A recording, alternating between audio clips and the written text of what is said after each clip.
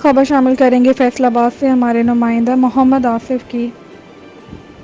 فیصل آباد international airport کے قریب مسلسل 2 ہفتوں سے لوم ورکروں کا دھرنا۔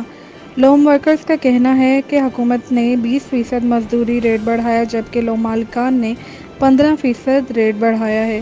مزدوروں نے ڈی سی او فیصل آباد کو لوم مالکان کے خلاف نوٹس لینے کی اپیل کی ہے۔ جی بالکل، فیصل آباد انٹرنیشنل ایئرپورٹ کے قریب مسلسل 2 ہفتوں سے لوم ورکروں کا دھرنا۔